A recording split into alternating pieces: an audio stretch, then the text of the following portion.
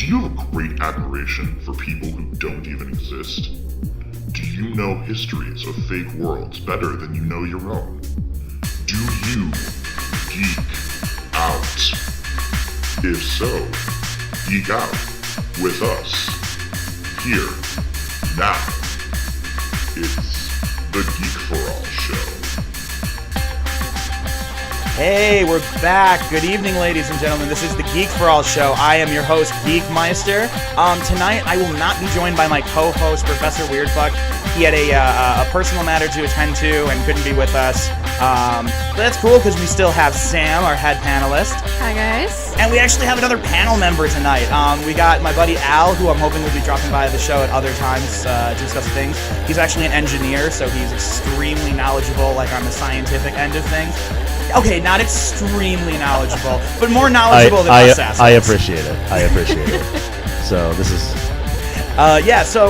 tonight is just going to be, we've had some logistic issues over here. We're pre-recording this almost a week before we actually launch this episode, so there was nothing like remotely up to date we were going to be able to do or anything, and there was just a lot of scheduling conflicts and hecticness, so we decided we're going to do a chilled out episode, and we're going to talk sitcoms. I mean, sitcoms, like the most average TV you can probably get, your classic American family having shenanigans. Oh, shenanigans. Oh, shenanigans. All the shenanigans. Okay, so I guess it's probably a good idea to start, so what is a sitcom?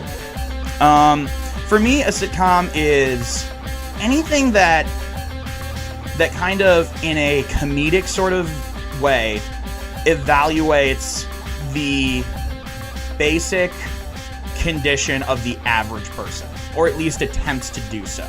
A slice of life kind of exactly. story. Okay, so in that vein, so I think we can all agree something like Gilmore Girls is a sitcom.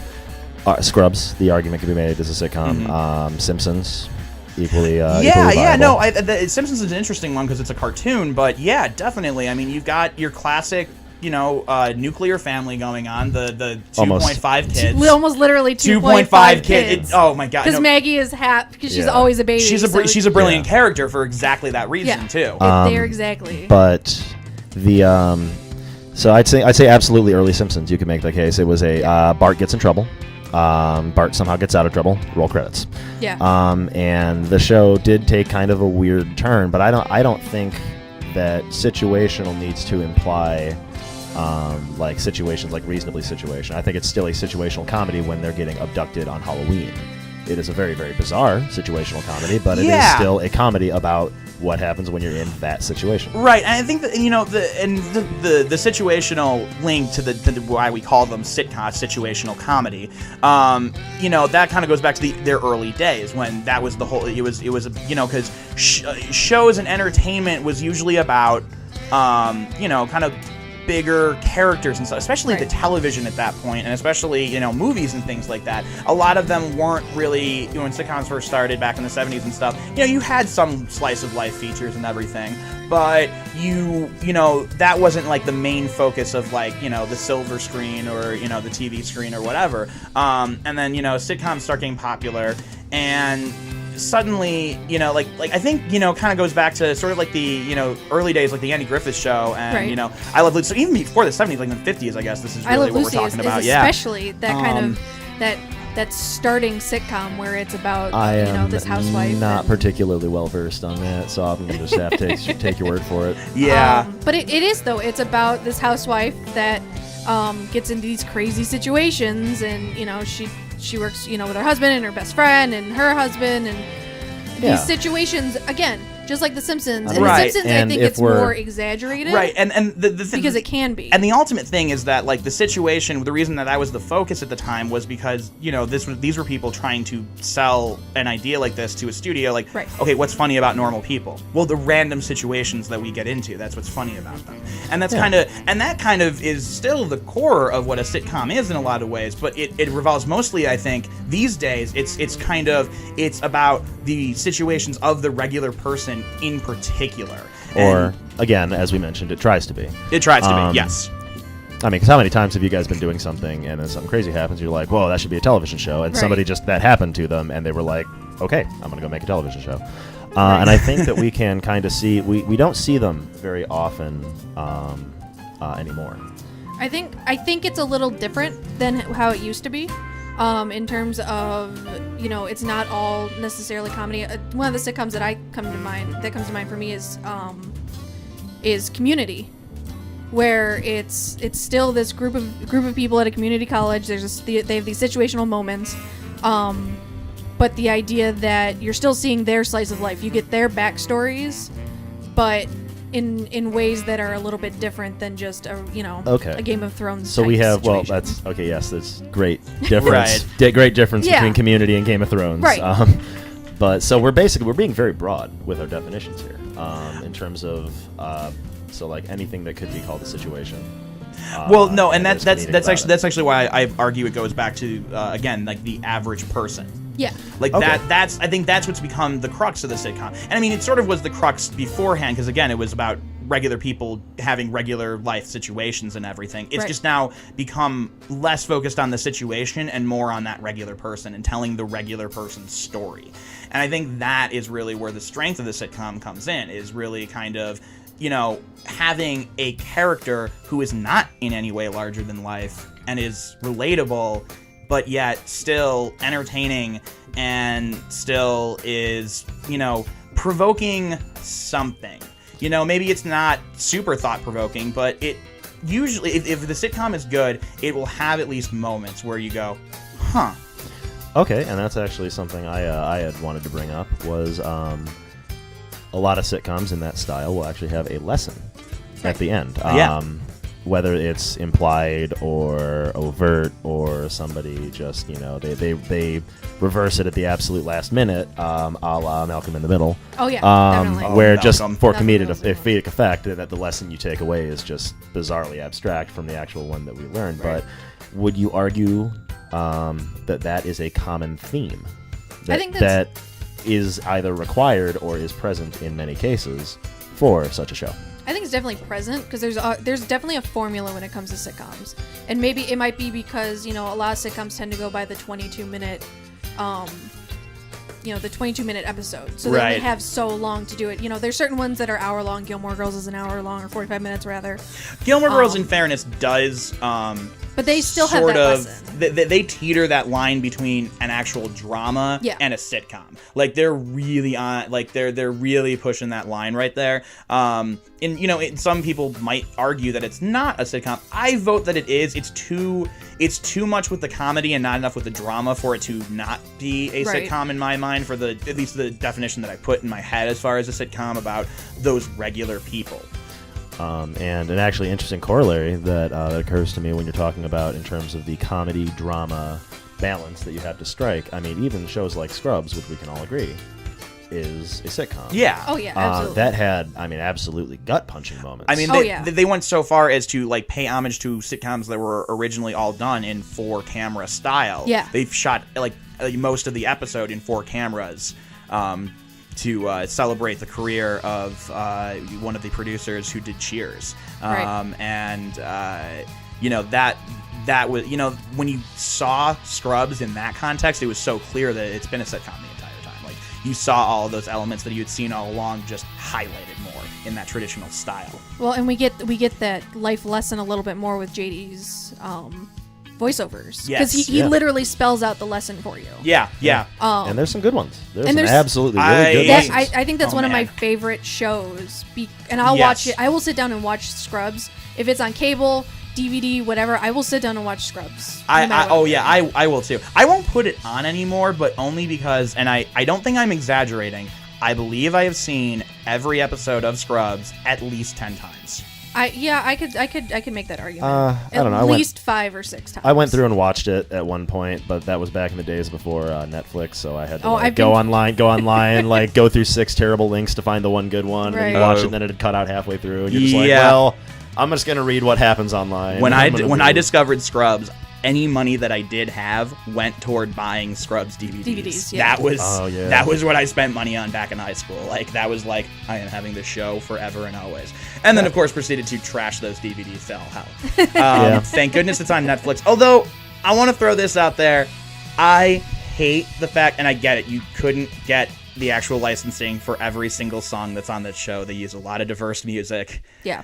But fuck you, some of the songs that you changed around for the Netflix version of that show kill me on the inside. And actually, I don't know if it's just the Netflix version or if that was just the ABC switch entirely, but it might have been. They changed up a bunch of the music later on, and they did the same thing with Supernatural. Yes, they because did. They couldn't, Oh, it was like, God. we can't afford that. Oh, yeah. Daria's a big one too, and Daria, I would argue, is a sitcom as well. Daria is that, and a sitcom from like MTV, which was like. I feel like Daria is responsible for raising a generation of incredibly sarcastic people. Absolutely. Oh yeah, Absolutely. I think it is. when you look at incredibly sarcastic people, you can always trace it back to something. We watch Daria's Kids. Yeah, I mean, there's a few. Okay, on that note, just side tangenting here a little bit on like the why our generation is cynical. Okay, that's a pretty Look at the cartoons that's a pretty steep side tangent, man. from the entertainment perspective. Okay. We had for everything that was on MTV. Daria, Beavis and Butthead, all of those shows, man, super sarcastic to the extreme. A lot of us grew up. Yeah. Oh, yes, a lot of us grew up watching movies like The Princess Bride. Yep. Holy shit! Yeah. Just deliciously rich with sarcasm. We're a sarcastic generation because everyone who made television shows and movies for us, for some reason, decided that they wanted to be sarcastic with kids. Well, it was almost like Just warped in general. Remember Invader Zim? right. Yes. Ren and Stimpy, Oh God. Oh God, Red and Rocco's Stimpy. Modern Life, anything Yeah. that was These on were Nick all- in the 90s. Yeah, these were all was pretty messed strange things. And you know what? I think it kind of backfired because somebody at some point was just like, yeah, it doesn't make any sense. Fuck it. Sell it Just to put it out kids. there. Sell it to kids. They Yeah. don't know what the hell they're doing anyway. And then they ended up just kind of like twisting the minds of this entire, like, they let Yonan Vasquez to children. Yeah. Like, they let Yonan Vasquez have a media and an outlet with which to speak directly to children. Why did they ever do that? Like, I love the show, They but apparently didn't read his comics. apparently not. But I Apparently think not. But I mean, I love the show, and I Yeah. love what it's like. We're be talking cynical. about the creator of Invader Zim and Johnny the Homicidal Maniac. Yes, yes.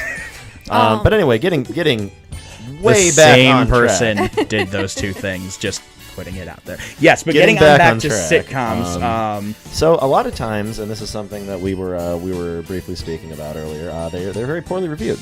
Yeah. Critics don't seem to like the format, and I guess why do you guys think that is? I think when I don't necessarily think this is the formula anymore. I think when sitcoms came out as just, Cheers or Happy Days or, these certain other TV shows, they became these popcorn TV shows that they were very shallow. Yeah, you had a life lesson or like an after school special kind of thing. You had a life lesson, but it wasn't really anything like really thought-provoking. Yeah, it was more just like a lot of it, sadly, was stuff along the lines of like, what are you gonna do about them broads? Right. Or like, oh, Beaver, you're so cute. Yeah. Yeah. Stuff like that. But I think unfortunately the stereotype has continued, but the sitcom itself has evolved. Because if you look at a lot of sitcoms nowadays, think about like some of the new sitcoms that have happened nowadays. The Real O'Neills is a new sitcom on ABC. I think they're ABC. It's about a family. It's about an Irish Catholic family in Chicago, and the son comes out as gay in high school. Huh. And That's a very interesting premise, actually. it's fantastic because you still get the modern family. You still get this modern take on them, and you get their slice of life situations, but it's still got that very real kind of story to it. And so I think that's what a lot of sitcoms nowadays are, or at least, now I say nowadays, but in the past 10 years have been that way, where it's sitcoms. Yes, they're funny and haha, but they still have heart to them. If you think about some of like the biggest scenes of like Fresh Prince of Bel-Air, one of the biggest scenes is when Will Smith breaks down because he's talking about like not abandoning his future children. And it was a huge acting thing. Yeah. Like a lot of these sitcoms have this huge heart, and I think when they first started, they really didn't. Or they did, but it was just kind of shallow. Right. No, because again, you're talking about like that earlier stuff. I Love Lucy, The Honeymooners, Right. That kind of, again, it was very kind of like, ain't that how life is kind of thing. Right. And then, I wanna almost throw it out to Andy Griffith as kind of one of the first ones that started doing, but what if life was like this? Right. And going from that angle on it.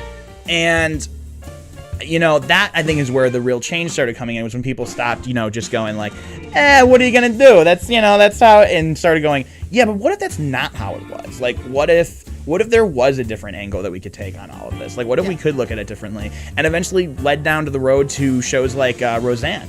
Yeah. Which, like, oh man, talk about a show ahead of its time. Oh, definitely. Holy Just in crap. production-wise, alone, where she was very involved in the production. Mm-hmm. And not only did she get kind of shit on for it, but she said fuck you to everybody. They would yell at her, oh, you can't do this, you can't do that, and she would look them straight in the eye and say screw you, and do it anyway. Yep. I appreciate that in a human being. Yeah. Just gotta say, like, that is, in terms of like qualities in a human being that I like to find in people, like the ability to just tell someone to fuck off right to their faces. That's pretty far up there. It's like, I wish more people did that. But and even just the subject matter of someone like of a show like Roseanne, where they talk about spousal abuse. They talk about just all of this like super heavy stuff, but then it's still the subject's not funny, but they manage to keep it they find the humor. They find the good balance. I think Roseanne's whole statement, that it wasn't like what they put out there to the public, but I feel like the undertone statement of that whole show is that there's humor in everything if you're willing to look, and that show did an amazing job of analyzing it. Whether or not that was its mission statement, it did an incredible job of analyzing that concept of going, let's look at people, like, and it was also one of the first shows that wasn't just about, it wasn't the average citizen, it was the below average citizen, as far as like wealth classes and stuff. Yeah, it was a blue collar family. Lower middle it was class. Yeah, they struggled. They had problems. Even before that, like there were examples, but it was few and far between, and it was often African Americans, who really struggled to get those shows on in the first place. Right. Yeah. Like the shows like The Jeffersons, which wouldn't even exist if Archie Bunker didn't need a neighbor to be racist toward. Right, exactly. That is kind of terrible. But I mean, but you're not wrong. It's true though. You're not wrong. And Roseanne kind of was able to do somewhat of the same thing, but not make it about the stereotype so much, because that was like the one condition, is that like these people were allowed to make these shows, but they kind of had to play up the African American stereotype in there a little bit. The producers demanded it. But I feel like we can actually kind of track at this point. We're far enough into that kind of genre that we can actually kind of track, where stuff started getting a little heavy, because you look at certain episodes of Scrubs, certain episodes of Simpsons, and you're talking about like JD's dad dies. Like there's at one point in Scrubs where JD's dad is dead and he is mourning, and the entire episode is him mourning. You want to get one more on top of that? Sure. You know why they did that episode? Because John Ritter died. Because John Ritter died. And that is the episode of 8 Simple Rules. The episode that they were filming of 8 Simple Rules when John Ritter died. That. If you hadn't watched that show, 8 Simple Rules is about a family. It's a mother and a father. It's actually Katie something. I know who you're talking about. Who was on Married with Children, and she's Leela on Futurama. Yep. S something. Katie. Something? It's gonna bother me. It's gonna bother me. I gotta look this up. It's her and John Ritter and actually, and 3 kids, and one of them is Kaylee Cuoco, who's now on Big Bang Theory. Oh, okay. It's one of her first sitcoms, and it's them and their 3 kids, and it's a slice of life kind of thing. The blonde Kaylee Cuoco plays the super cheerleader Peppy. She's got a sister who's like a Daria type character, and then a little shithead brother, and it's their slice of life kind of thing. And it was always kind of funny. Like they did, someone learns to drive, someone sneaks out and gets grounded, relationship things. But the big kind of hammer drop was when John Ritter died, and they had been filming an episode when he had his heart attack. And Katie Sagal. That's it. Katie It took me an embarrassingly long time to look that up on my phone. Yeah. I am a little bit ashamed of my skills. That's okay. But when he died, they did this whole episode where Dad was supposed to go out for a gallon of milk, and he didn't come home because something had happened where they kind of wrote him off in the same way that John Ritter had died. He had a heart attack or he had some sort of medical condition that he just dropped him. Yeah. And the whole episode is kind of like the episode of Buffy, Body, where there's no real music. There's no. You can feel them. You can feel the actors mourning with their characters. Yeah, and that's... And to me, it's something like, it's a show that you can kind of write off, but that episode alone is very much like Scrubs, where any big morning episode of Scrubs is just huge. Yeah. Anything that deals, like, they're in a hospital, so they're going to deal with death all the time, but like those really big moments, like JD's dad, or Cox making the mistake, and Yep. 3 people died. Yep. Jordan's brother dying. Oh his my funeral God. scene, his funeral, that episode. I still fucking cry. That episode is one of my favorite episodes just because of the way that they handled it. And so I think that's a big turning point Well, 'cause in a sitcom. You didn't see, just on that episode real quick. That episode is huge. The twist that you should have seen coming, you definitely didn't. Like, No. it was even less obvious than going back and watching The Sixth Sense. Oh, yeah. It was brilliant the way that they did it. The shooting was perfect. You were convinced that Cox was actually talking to the guy the entire time. Yeah. And that he was And then still as alive. soon as when That turn. and he's not there anymore. Like, where do you think we are? And he turns back and he's not there, and they're at the... Oh my God. A powerful moment. Well done by the actors. Incredible job by the directors, and the editors have to be applauded, because again, for them to pull off us not believing that he was a ghost the entire time is phenomenal. And they cut the scenes and the shots perfectly, that you were convinced that everyone knew he was there. But Al, kind of like what you were saying, I do think sitcoms, especially newer sitcoms, or like if you watch beginning seasons of sitcoms, especially the ones in the past 10 years, they do, and Simpsons did this especially, where they do the whole slapstick kind of comedy, or like the snarky comedy, or something like that, and then once they get comfortable and in their kind of in their groove, they pull out the big guns. In Simpsons, I don't remember which episode, but it's when he stays at the power plant. I was just to do it for Maggie. Yes. Yeah, You know. that's So good. And so basically, okay, now here's a thought. Rick and Morty, is that a sitcom? Okay, this one I'm gonna say no, because of who Rick is. But is it not just a very, very cynical situation comedy where It's okay? Don't get me wrong. It is a situation. Okay, to a certain extent, it fits into that old school definition of the sitcom, and the whole situational comedy. But it doesn't quite match that other criteria that we put on it about the average person. So like a situational drama or something like that?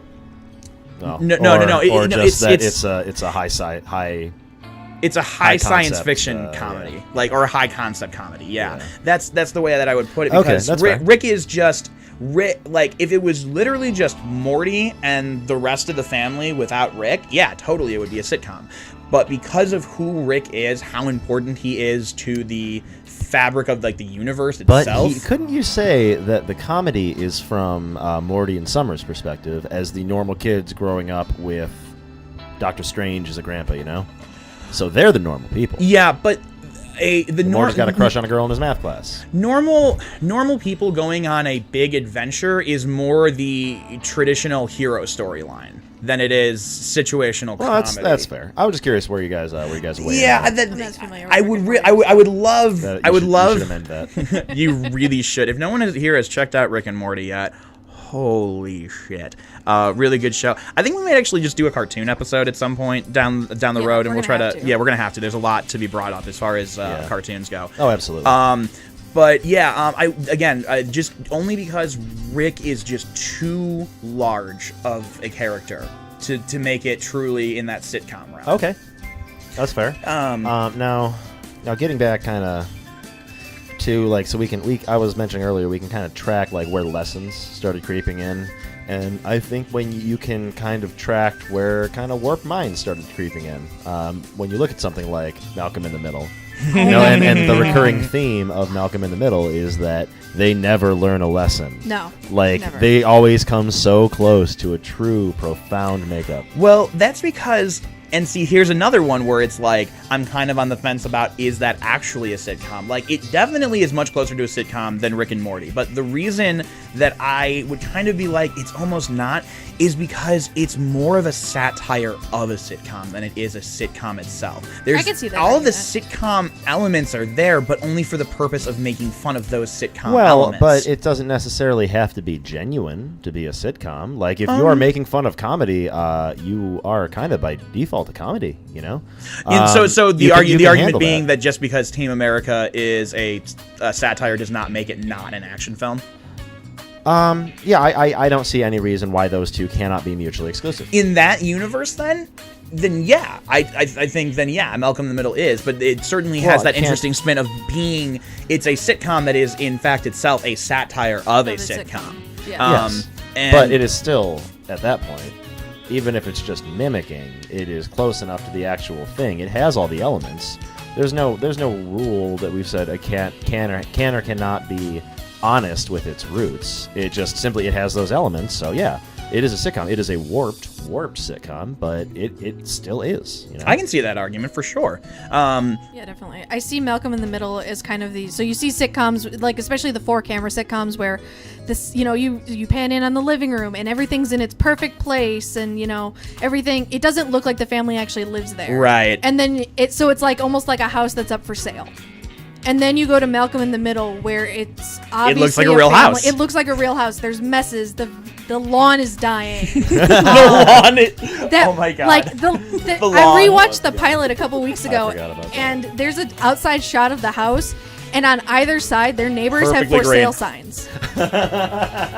All of the houses that surround them have for sale signs. Yeah. Well, I mean, that's one of the reoccurring gags in that show is that they're constantly getting new neighbors. Right. Like they Exactly. even have they have more than one episode dedicated to the new neighbors who have moved in. Right. And oh man. Yeah. But I do. It's way more of a slice of life than I think a lot of people might be comfortable with. I think that's the beauty of it, is that it was a satire because it recognized what sitcoms were shooting for and Right. went, but here's the reality of it. Exactly. Here's how things are. Nothing actually gets all clean and nice and tied with a bow. Someone's still gonna break something. Lois and Hal are also possibly my favorite They're sitcom so couple. good because they're Oh so my God. real though. Yes. Like No, they- that's a real couple right there. Like they don't have extreme distaste for each other, like Married with Children. Where you like the Married It's with like, Children. why are you together? Like, Right. like just get a fucking divorce. You see more of the hate than the like. They still have their moments of like, Oh, oh, yeah. I love you, but I'm gonna fucking strangle you. Yeah. Whereas with Hal and Lois, it's I'm gonna strangle you, but not quite enough to make you pass out because I still love you to Yeah. death. Like they still have those moments where you Yeah, can see they that are a they're very horribly cute couple. Yep. They are a very, very cute couple. despite their boys and yeah, the yeah. insanity that ensues with I think them. actually, just off on a side tangent, probably one of my favorite moments in Malcolm in the Middle is when Hal cuts down the bouncy castle because Malcolm goes into the bouncy castle and collapses it, and he's yeah. standing there with a knife and he cut open the bouncy castle and he opens it up and there's this like 8-year-old girl and he's just standing there with a knife like I'll save you, and then he just runs off and it's like, and that's what therapy looks like, kids. Yep. Yeah. But Oh my God. that's why therapy's a thing. No, Hal is one of the best characters on that show for sure. yeah. And who knew that Bryan Cranston had the chops that I mean, you know, like if you're really paying attention to that show, you can see what a good actor he is Oh, and what yeah. he was going to go on to do. But he only paid attention to it casually when it was on, like I think most of us really did. We just took him as a comedic actor. Right. And was a goof. oh my God, like yeah, a big goof. and going then and you going see him to Breaking yeah. Bad. Yep. And you go back now and watch Malcolm in the Middle and you're just like, oh You my see God, it. how did I downplay what this guy was doing? This shit is genius. Like the choices this guy makes as an actor is just wow. I think a part of it is you forget that he's acting and you just kind of assume that he's this goofball that someone Yeah. let on set, and you let him run, roam free with power tools and whatever the hell else that Hal plays with or destroys or what have you. Yep. But Oh then my- you realize that he's actually making conscious choices. Yeah. One of the things I love about that show is that the openings of the episodes have nothing to Yes. do with what's going Those on in the cold episode. openings. There's cold opens are phenomenal. One of my favorites, actually, speaking of Hal with power tools and stuff, is that there's chaos ensuing in the house, and Hal walks in from something that he was doing outside, comes and gets a glass of water, and Lois is like, how much longer are you going to be? Hard to say. Goes back out there, and he's doing a fucking crossword puzzle. He's pretending to build something, and instead is doing a crossword puzzle. And I think that's why I love them as parents, too, because you can tell that there's moments where you're like, I gotta fucking get out of here. Yep. Because these children are driving me insane. And, like, Oh, yeah. Hal is a little more low-key on it, whereas Lois, obviously, she's got her temper and her frustrations because, let's face it, she also has to deal with Hal, who's another son, basically. Yep. So we get more of her temper as opposed to Hal, who does stuff like that, where it's like he'll just walk through the house, see the chaos, and then just walk right back out the door. Yep. And it's just like, you know what? I'm just gonna let that happen, and we'll deal with it when the time comes, when I have to go back inside. Yep. Yeah. No. I always appreciated Malcolm in the Middle because that wasn't like my family necessarily, but I had a friend. You know somebody whose family that was. Yes, that's exactly it, and like that was what was amazing about it. It didn't necessarily fit everybody, but it fit a group of people that everybody knows. Well, or everybody could see elements of their own life in that show. Right. That's what it was. Like your little brother was like Dewey, or your older brother was like Reese, Right. or your Yeah, mom was yeah. like Lois. Exactly. or Or you know. some aspect of Right. that resonated with you. That's Lois why would the show do is on so something and good. you're That's like, why oh, it's still so popular. Oh Yeah. big time. It's still got such a dedicated fan base because it was that slice of life that was actually life. Yeah, Yep. absolutely. And I love the ending of that show too. Not a lot of people necessarily know the ending of that show, but the ending of it, it's revealed. Spoilers here for like a 15-year-old show, guys. The ending of it is actually it's kind of this beautiful moment. I don't know if I agree with it, but it's really interesting. And what it is that you find out that for a while now, basically since they found out that he was a genius, the family's plan for Malcolm has been, you're going to become the president of the United States. Yeah.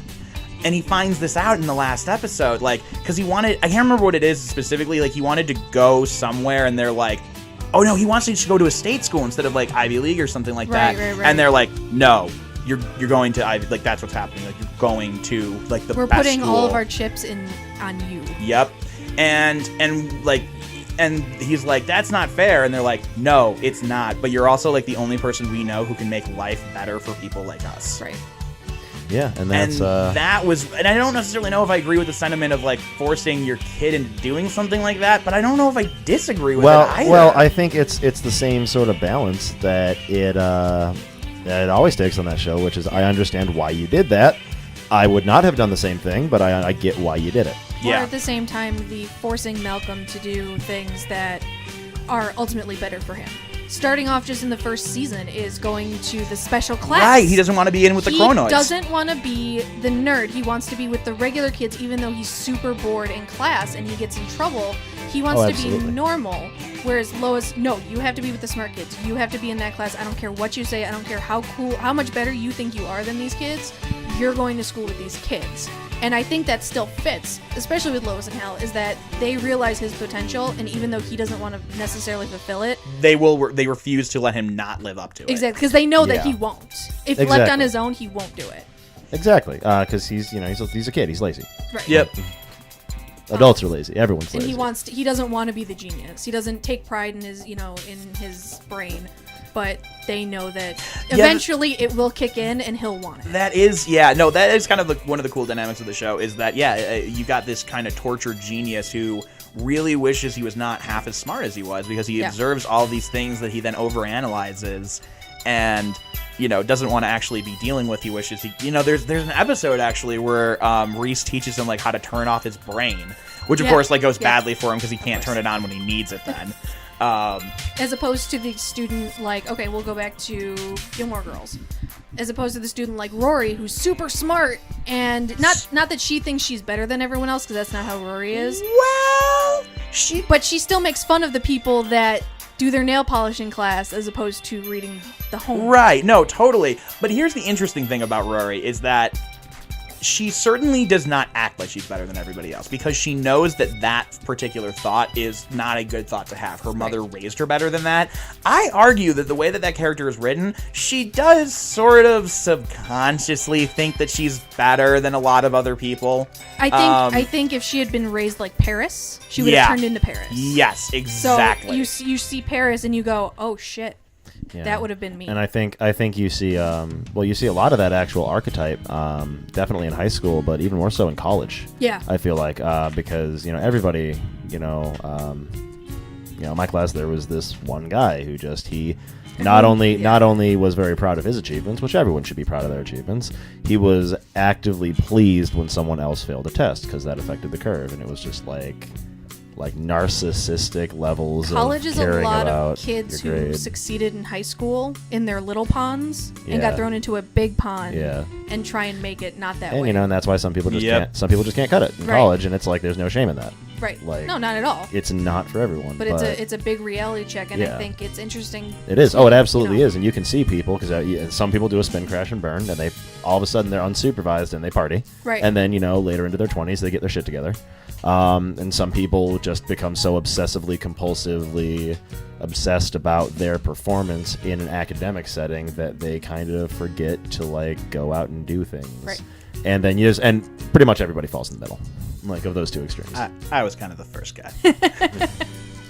It's all good. But kind of going back to that, taking it back to sitcoms though, we get those two kind of characters where it's the somebody who tends to be a little smarter or somebody who and They're all archetypes. right, and That's what they are. that's exactly what it is. So it's interesting, in terms of Malcolm in the Middle, where Malcolm is smart and he could very well turn into somebody who is, I'm just smarter than all these people, and all these people are morons, and I don't give a shit. And instead, he's dumbing himself down. Yeah. to And I mean, he be does normal. kind of accept that everyone around him is an idiot, but he's just like, well, But he when doesn't in act- Rome. right? Exactly. Yep. When in Rome, that's exactly what he does. So yeah, And that was actually a very, thinking of that must have been a very difficult show to pitch. It's a show about a genius in a family of idiots. right. Get out of my office. Yeah. Yeah. I mean, that is the core of the show. You're right. Yeah. I've never really thought about it in that light, but that is kinda it. is. It's Yeah. a genius in a family of idiots. Yeah. I don't know why I've never seen it in that light. That's really obvious. I like to look at it. I think again because it was just so good at capturing the real life experience that felt like it was more the center of the show. And I think it became more the center of the show. The show definitely started revolving more around the family as a whole than just Malcolm. By the time you hit the third season, Oh, yeah, the other absolutely. characters were so much more Absolutely. involved. And I mean even from the beginning, getting bits of just Francis and stuff off at military college gave us Oh, Francis. this Oh, yeah. other view. Francis. Oh, Francis. And I think the later seasons allow you to see that, yeah, they're idiots, but there are some points where Francis is really smart, and so Yeah. is Yes. Reese.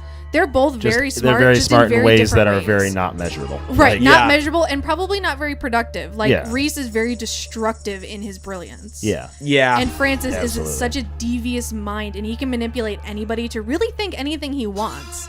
And he doesn't. He uses his powers for evil. Yeah. Yeah, so to speak. a little bit.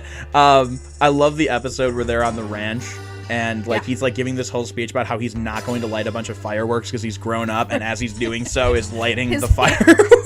Huh? Look at that. Exactly. They have that subconscious just need to fuck things up. Yeah. That's my favorite one of my favorite scenes of Malcolm in the Middle. It's a cold open. Everyone's sitting around the dinner table and they're having a great conversation. They're actually acting like a sitcom family. Everyone's laughing and all this stuff. I don't remember how it starts, but all of a sudden Reese has a spoon of mashed potatoes aimed at Lois. And she doesn't even turn to him. She just goes, "Don't you dare." And it just goes dead silent. And he's like, "I wasn't going to do anything." And she goes, "Don't do it." And he's like, "I wasn't going to do it. I wasn't going to do it." And all of a sudden he's that crazy guy holding up the bank, and he's got a gun in his hand. Yeah, and right. he's like, "I'm not going to do it. I wasn't going to shoot anybody. I'm not going to throw these mashed potatoes." And all of a sudden, I think Hal does it. Yes, it's Hal from does it, across and the table. From across the table, nails Lois in the face to break the tension.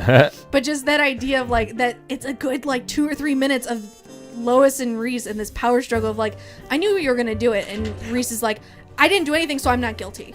But he still has the spoon in his hand.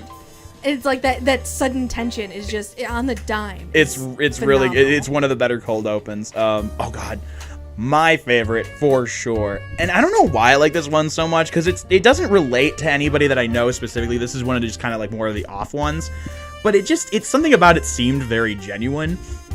Was there's a scene where you hear Lois go, no, it starts, Hal enters the boys' room, slams Yes. the door behind him, and goes, "I need one of you." And you hear Lois from out of the hall, "Oh my god!"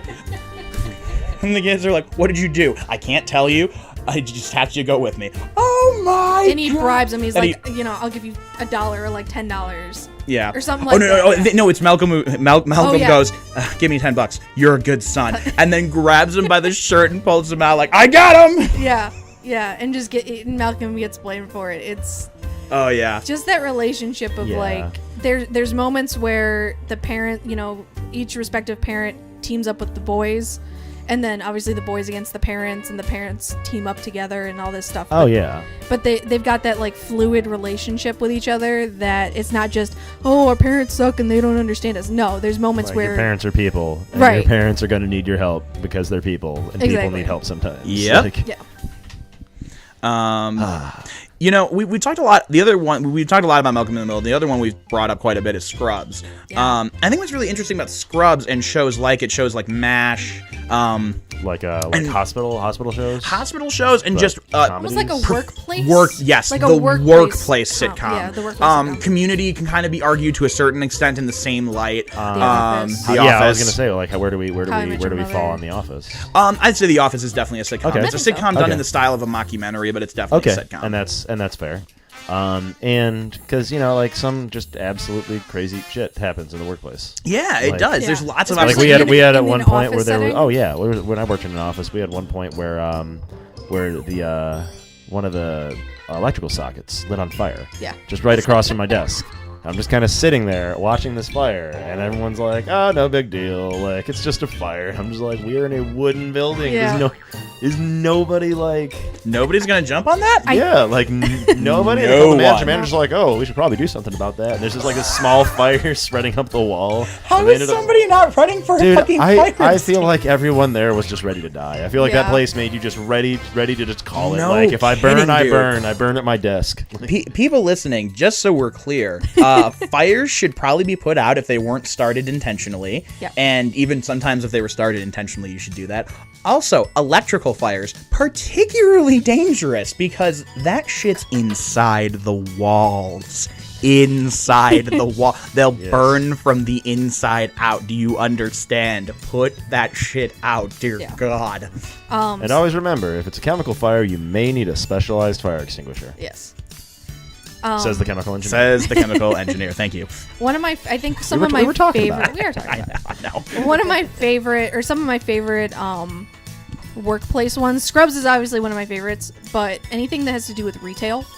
Oh, yeah. There's a new show that just got renewed for its second season. It's a mid-season show called Superstore. It's got America Ferrera and Colton Hayes. Oh, I haven't caught this. It's on I need to watch Hulu. this. It's only like 11 episodes, but it's all about these people that work at a Walmart type store. It's not Walmart, but they still wear blue. You're right. blue It's vests. not Walmart It's- for it's legal reasons, Walmart. but it's totally a Walmart. It's totally yeah, a yeah. Walmart. And like it's so funny because just like the promos, there's one where this guy, it's a shot of a display of paper towels.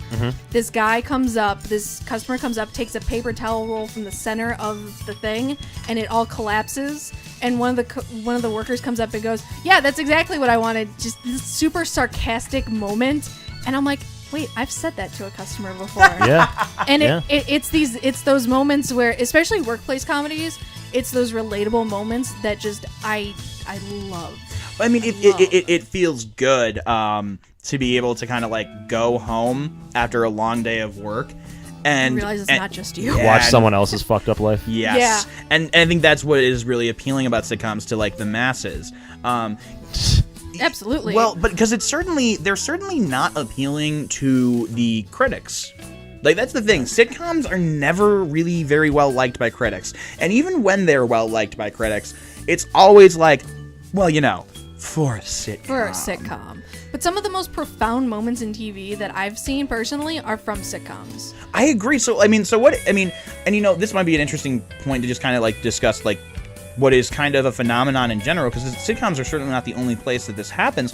What is the deal with critics, not kind of lining up with the general public opinion? Well, it's the same thing as if you have, say, a music major listening to a Cage the Elephant album. Like, if Right. if you're a layperson, all you hear is the music. If you're trained, all you hear is the flaws. So same thing with with the movies or with the TV. You know, if you're a Literature critic, is the same. yeah, I'm sure literature's the exact same way. It's like you're a critic. You know, it's like all you see is just, you know, like they did this wrong, they did this wrong, they did this wrong, and you know, if you're an audience member, you're like, oh, that was a little weird, but I'm with it. And like for instance, at one point, I don't know if you've ever read Cormac McCarthy's The Road. Yeah. But I was reading a review of that at one point after I read it, and it bashed the storytelling style, the sort of disjointed, fragmented stream of consciousness kind of style, and it was like, but that entire story is told from the perspective of a child who does not have formal education, who's literally the only education he has. The reason he can write is because his dad thought it was important that he taught his son how to write in a wasteland. And I always thought that was just disingenuous to complain about that when it was like that added to the experience. That was part of the choices. Well, they made. and so that's part of it, like where it's like, okay, is that a flaw or is that your opinion of it being a flaw? Because here's the thing: I have talked to plenty of music majors who love stuff like Cage the Elephant. Yes, they can hear the technical flaws in it, but they actually just talk about how there's things like arrhythmic qualities to it, and Okay. Just because you put something in an academic light does not mean that you have to be snooty about it. Like that's we see that, but I mean, even because Deadpool was even well received by the critics, and I think they knew because it was a cultural phenomenon at one point. But at a certain point, I think that you can still make something that is fun for the audience, Right. and artistically interesting for the critics. right. Or alternatively, people like to pay other people to tell them stuff was bad. I guess We might be reading too much into this. I mean, maybe that's just thing. It's just more interesting. The thing that gets me is that, like, and I totally understand your metaphor, like, and it's not a bad one, until most critics were like journalist majors and not necessarily like the majors of the things that they're criticizing. There are exceptions. I'm not saying that's everybody, but like, it's the same thing as how not necessarily like an English degree doesn't necessarily teach you to just speak English really well. Like it prepares Right. you for half of jobs. Like engineering degrees are a lot of the same way. Like I mean, you just like, oh, okay, well, most of like a degree just says you know how to critically think. And I think that might actually be it at a simpler sense, is that maybe critics it is their job. They have to critically think about a movie. Whereas you or I, man, if we go and see it, we just have to sit there and enjoy it. And, if we enjoyed it enough that we feel like we got our money's worth, then hey, awesome. I think at the same time, like I think every genre has that type of dichotomy where it's, you've got the regular shows and you've got sitcoms. You've got, especially in like the literary world, it's the classics and the literary fiction. Literary fiction is a specific thing that is looked down upon. To be more precise, you can think about things like Harlequin romances, where that gets shit on all the time because they're just not producing for the profound. masses. They're Right. just producing like they're pumping out. But I mean, look at children's literature. Redwall. I don't know if any of the listeners ever read Redwall, but I kind of lost interest in Redwall once I realized it was the same story being told over and over and over again. And don't get me wrong, like that series had its hooks in me. I read like 13 of those books before I finally said, wait a minute, I've seen this before. wait, we've played this. Yeah, exactly. Like you get to that point where you're just like, I know how this is going to end. But that doesn't necessarily mean, and I think I agree with where you're going, is that doesn't mean we should thumb our nose at the genre just as a sense of like, you're not enlightened enough to Right. be. And I guess that's my whole thing, is that it seems at least to me that critics have this tendency. It always has to be profound. Well, more than that, they just have a tendency to overlook things in an entire genre. You know what I Right. mean? Like if it's in a certain genre, if it's like a drama, for instance, if it is a drama that was acted halfway decently and had good enough cinematography and really more just expensive enough camera equipment, like let's be real for 10 seconds. It didn't detract from the experience. Right. Right. If it's got that going on, the Oscars will at least pay attention to it. You know what I mean? Whereas it takes a fuckload for a comedy to even get like on the Oscars radar and other Unless it's award an shows like animated it. movie, yeah. Yeah. But and I feel like, again, we were talking about like mutually exclusive in terms of like, if something is a drama does not mean that it cannot also be a comedy. It may lean more towards one way or the other, but I feel like everything that we have discussed so far tonight has been a comedy, yeah, but there have been healthy doses of drama. Even things like Futurama, like my God, Jurassic Park.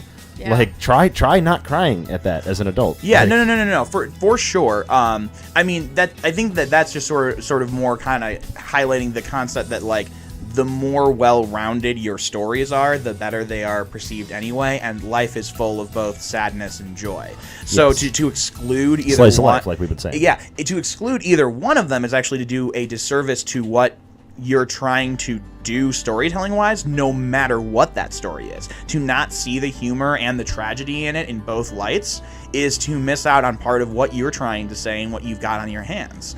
But not everyone might be trying to tell the story. Sometimes people do, and this is one thing I found that critics generally also shit on, like this kind of movie. Like sometimes people just do need to laugh.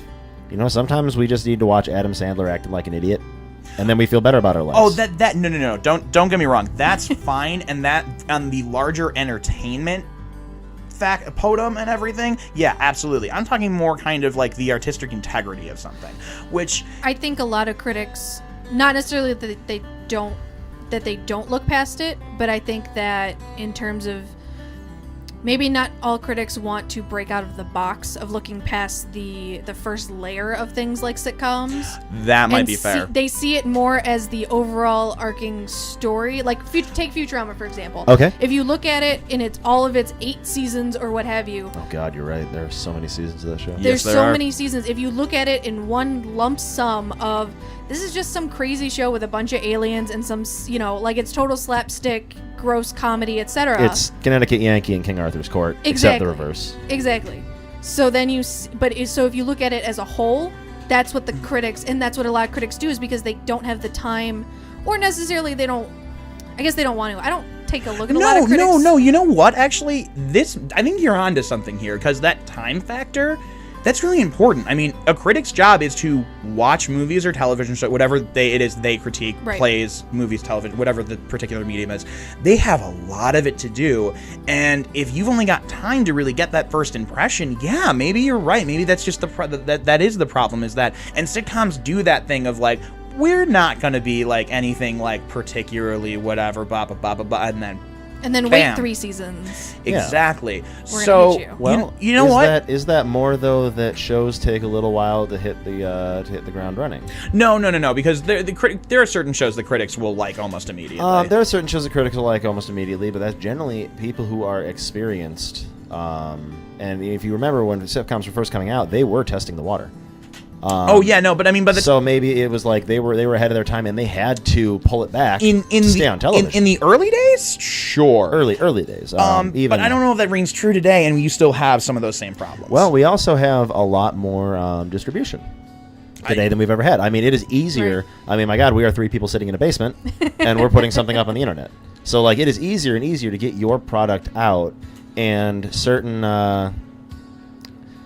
companies have been better at exploiting that. Like people, for Christ's sake, we still rely on the Nielsen. Like Nielsen rating. Yeah, Rooster Teeth, exactly. Like they do everything, they release everything online, and sometimes they do like a 4-minute episode, and sometimes that really, really blows, but they at least understand that their base was kind of ticked about that episode, and so they very uncool to do that to your fans. Yeah, but and I understand, if everything falls apart, like there was at one point South Park couldn't get an episode out because they didn't leave themselves enough time, because everything was so current, they had to build an episode in 6 days. In fairness, something went wrong. That documentary was then at that point 2 years old, and I feel like the documentary was almost kind of in regards to that factor, like, we're going to screw this up at some point. Maybe we should let people know what this writing process is like and how we can actually deliver new content about these new subjects so quickly. Yeah, and that's absolutely fair. But, I mean, there was a point, that must have been 2014? It was the Goth Kids 3 episode. No, I know. And their power went out for 4 hours. No, and that 4 hours shut them down. Completely. No. I know what the problem was. I'm just saying, as fans, we kind of knew that might happen. As soon as we had all seen that documentary, we were like, oh, okay, they might not make it to press at some point. Well, they had said at one point about the presidential election, because their episode came out the day after, and they had said like, "Oh, we're going to show a different episode for each president who wins. We're gonna make 2." And they got to the production, and they were like, "We can't. We're just going to make the one where Obama wins, and we're just not going to air anything if McCain wins." And I thought that was a. I do respect the pressure that they put themselves under, and I understand why it takes them so long to get episodes out in some cases. Because you know what?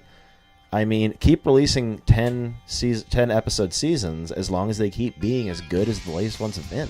Yeah, no, that's the thing. It's a quality over quantity thing. Yeah, and here's the thing. I think I think the fact that they just didn't air an episode that night was much smarter than where we drew this conversation from. The Rooster Teeth thing, where they're like, well, we got 4 minutes for. Okay, you should have come out with like an apology video and just be like, or just a message like, hey, won't be happening. We got you next week or something. Whatever it was you needed to do. That's not fair to do to your fans.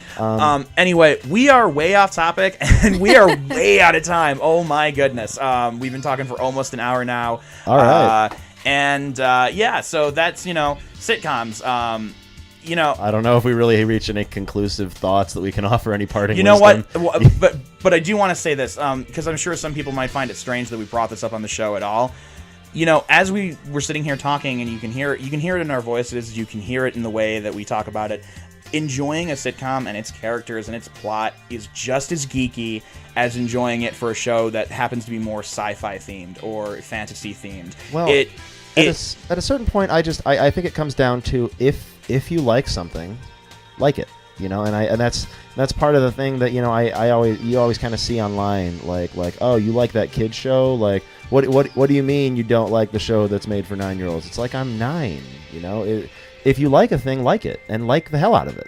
Like, and that's what we're saying is that what you consider to be geeky, I think extends outside for a lot of things, and I think the way that pop culture works into itself on the weaves, how everything ties together, and the shows that we were talking about, how many times has Star Wars been referenced in Malcolm in the Middle, and so that's why we thought to kind of it's referenced in Arrested Development, man. I just remembered that. Go see a Star Wars. Go see a Star Wars. Yeah, go see a Star Wars. That 70s show, you don't go an episode without somebody referencing Star Wars. Oh yeah, and that's the current. I think you know what? And at the end of the day, I think that's sort of the point, is that it's about the average person, and these days, the geek is kind of becoming the average person. They even tried to do everyone's a geek about something. They even tried to do a sitcom pandering to us. It was terrible, but they tried. Yeah. It was successful for like a long period of time. I don't get the Big Bang Theory.